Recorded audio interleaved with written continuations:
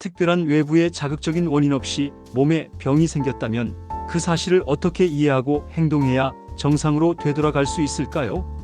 외부에서 몸에 가해지는 충격이 없었다면 오장육부 기능의 불균형 같은 내부의 원인이나 노화로 인해 이상이 발생한다는 것은 뻔한 이치입니다. 자가 면역 질환인 알레르기의 원인은 자연스러운 노화로 인한 병이 아니므로 외부가 아닌 내부의 어떤 원인 때문이라고 할 수 있습니다. 알레르기는 눈에 보이지 않는 장부의 기능적인 불균형이 오랫동안 지속되거나 갑자기 불균형이 심해져서 병증이 나타나게 됩니다. 흔히 알레르기 환자의 가족 병력을 확인하여 유전성이 있는지 검토하기도 하고 피부 알레르기 항원 검사의 결과를 알레르기의 원인으로 간주하기도 합니다. 하지만 검증된 항원을 피하려는 노력을 해도 항원과 무관하게 알레르기는 호전과 악화를 반복하는 경우가 대부분입니다. 그렇다면 알레르기의 원인이 되는 내적인 원인은 무엇일까요? 알레르기가 발생하는 원인을 찾으려면 자신의 생활 패턴을 점검해야 합니다. 그렇게 해서 자신의 체질과 몸 상태에 맞지 않는 생활 패턴을 과감히 수정해야 합니다. 알레르기성 비염과 천식으로 십수년을 고생한 김천식 환자는 천식과 비염이 어느 정도 진정되자 불평불만이 많아지면서 투정 부리기 시작합니다. 왜 자기가 좋아하는 음식만 못 먹게 하느냐는 것입니다.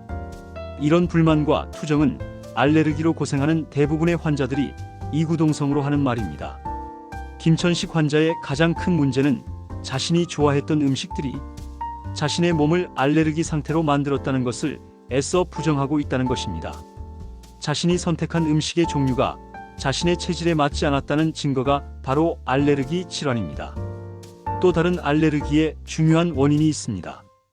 음식의 종류와 무관하게 음식을 통해 섭취하는 에너지의 양이 부족해서 기초 체력이 저하되면 당연히 면역력의 저하를 초래하여 알레르기 질환의 토대를 형성하게 됩니다.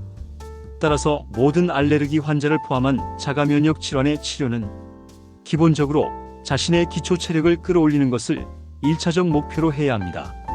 기초 에너지가 부족한 상태에서는 현재 자신의 몸에 남아있는 기초 에너지를 효율적으로 활용할 방법을 찾아야 합니다. 저하되어 있는 에너지를 아끼려는 노력을 실천함으로써 기초 에너지의 토대를 단단하게 만들어야 합니다.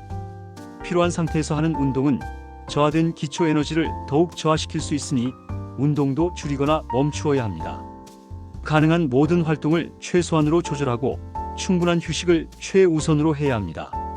알레르기 질환을 치료하기 위해서 우선 자신의 체질을 정확하게 알아야 하고 체질에 적합한 생활을 해야 합니다. 체질을 정확하게 알기 위해서 여러 번의 진료를 통해서 신중하게 체질 진단해야 합니다. 만약 체질 진단이 잘못되면 차라리 모르는 게 낫습니다. 잘못된 체질 음식을 즐기는 식사는 몸을 더욱 병들게 만들 수 있기 때문입니다. 알레르기성 비염, 두드러기, 지루성 피부염, 아토피 피부염, 건선, 천식 혈관염, 루푸스, 베체트병, 암 등의 모든 자가 면역 질환의 치료에 있어서 가장 중요한 점은 체질에 해로운 음식은 절대적으로 피해야 한다는 것입니다. 두 번째로 중요한 점은 과로하지 않도록 주의하고 체질에 유익한 음식을 충분하게 섭취하여 기초 체력을 끌어올리고 높은 수준의 체력으로 유지하는 것입니다. 마지막으로 항상 긍정적 마인드로 마음을 편안하게 유지하도록 노력하는 것입니다.